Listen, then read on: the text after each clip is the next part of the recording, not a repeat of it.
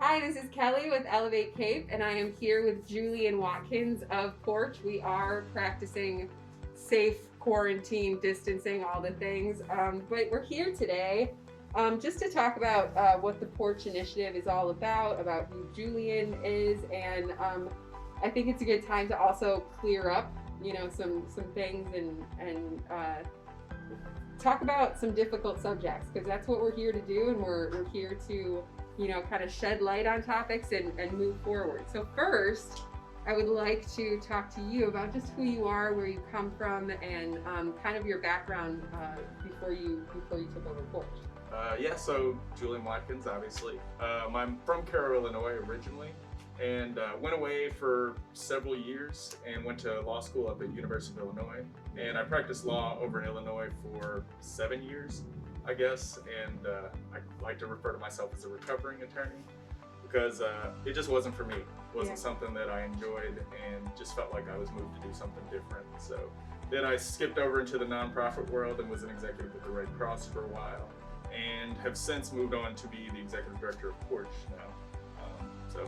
Happy to help move this initiative forward, and it's something I'm very passionate about. I wasn't really looking for anything at the time, but once I heard PORCH's mission and what they were trying to do here in Cape, I felt moved to step into this role. Yeah, and I think law does have a lot to do with zoning and coding and all the things that we need to know at a municipal level in order to be able to understand the language of the law. How we pass legislation in our own town has a lot to do with it. And so I know that the PORCH initiative has a large executive board filled with amazing people who are working really hard. And someone on your board was also on the zoning and planning committee. Yes. And his name is Kevin Greaser. And last week, among a couple of other people, he wasn't the only one, kind of responsible, but there was kind of a hot mic at the meeting. And a lot of people felt that he said insensitive things about Black Lives Matter, about, Marxism and things like that. And it kind of caused a stir because we are living in really racially sensitive times. And so, you guys at PORCH, he's kind of a number two from what you told me. He does all kinds of work and is really helpful on that committee. But you guys made the decision today to keep him on your board. Can you speak to you as a director or some of the other members to that decision and why you chose to keep him? Yeah, well, I can't speak to the decision as to why everyone else decided that they wanted to keep him. And actually, I don't have a vote in that. I'm just the executive. But Kevin has been very helpful to the organization. Kevin grew up on the south side of Cape. His dad still lives over there on Good Hope. And again, his actions have been proven that he cares about the south side and that he cares about Black lives. And his statement, from what I've gathered, is only about an organization and not the movement or the lives themselves.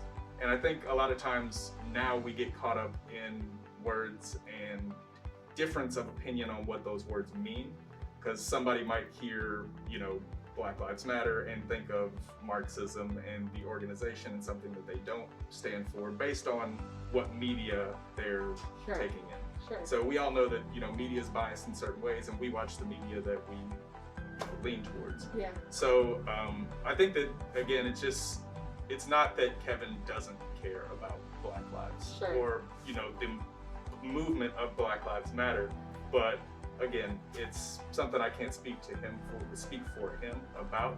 But we, sat and talked about it as an organization. We had a board meeting today, and we all were able to sit face to face with Kevin.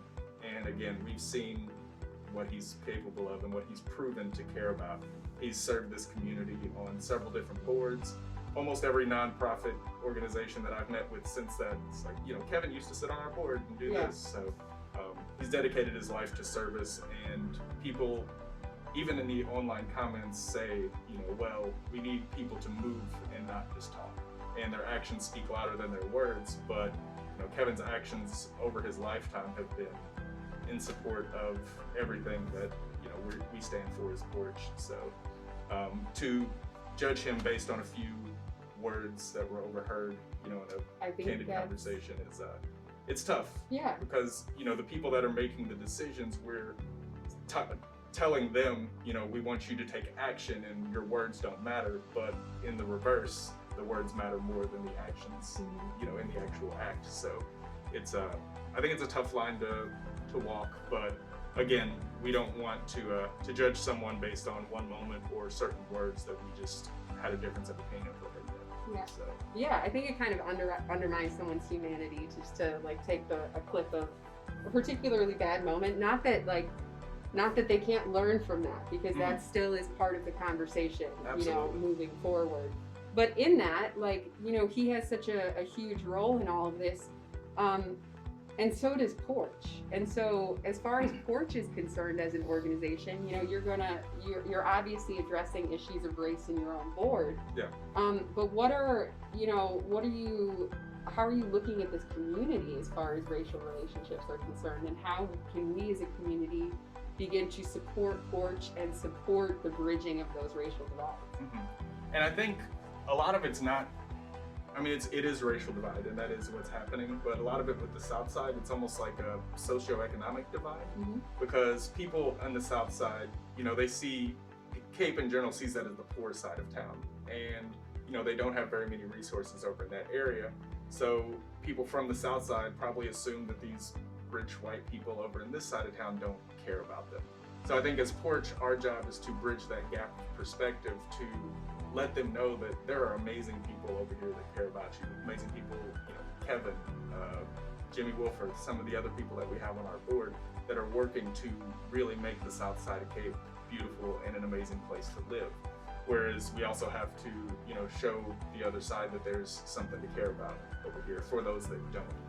And how to bridge that perspective and how to bridge that gap is a conversation that's going to take years, decades to figure out how to bridge that gap and how to bring us into one community. Because we don't want it to have to be referred to as South Cape or the Deep South. It's one community, whereas now it just feels like two separate towns completely. Right, so. And that speaks to a kind of redlining, and in that, there is a kind of systemic problem. Absolutely. But we also can start to look at it at systemic problems from really realistic vantage points. So you guys kind of have broken it down into 4 sections of how we begin to solve these problems, right? Am I right to say that to you? 3 housing, education, and health and wellness.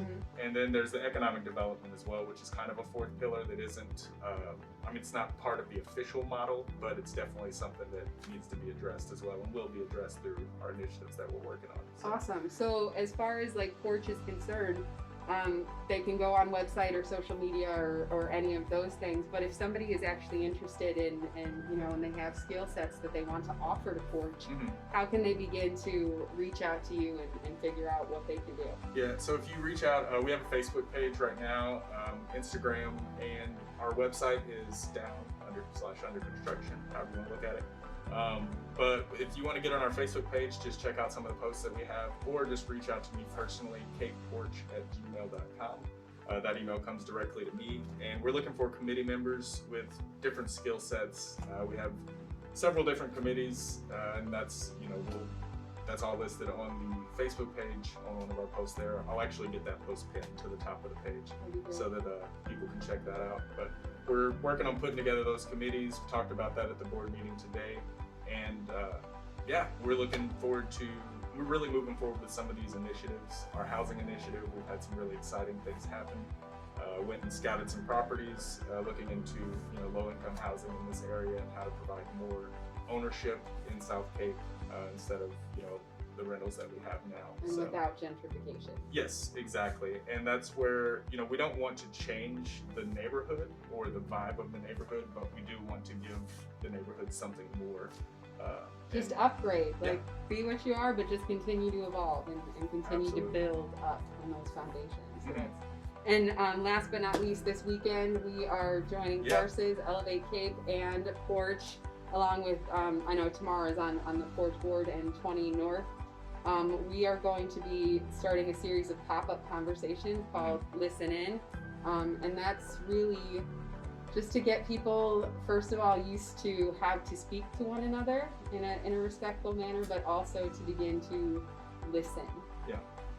Yeah, and I think we do a lot less of that now, especially with social media. We're just firing off our opinions in one direction, and you might read 3 words of somebody's response and then start typing away. That's right. So I think that it's going to give us an opportunity to connect. I mean, we're communicating a lot, but nobody's really connecting or saying anything. So Yeah. I think this is a good opportunity for us to, talk amongst each other and have other people listen in, just to be educated on our feelings, our perspective, because I think that's where we have that breakdown, Yeah. where what our perspective is and how we go about our lives are just different based on how we were raised. So. Yeah. Creating the space for that. That's awesome. Well, thank you for being here. And again, that'll be at 20 North Pacific at 4 on Sunday. And there's going to be a Zoom option. You can check out Elevate Cake to find out about that. But we're really thankful to Julian for being here, and we hope you guys have a great weekend.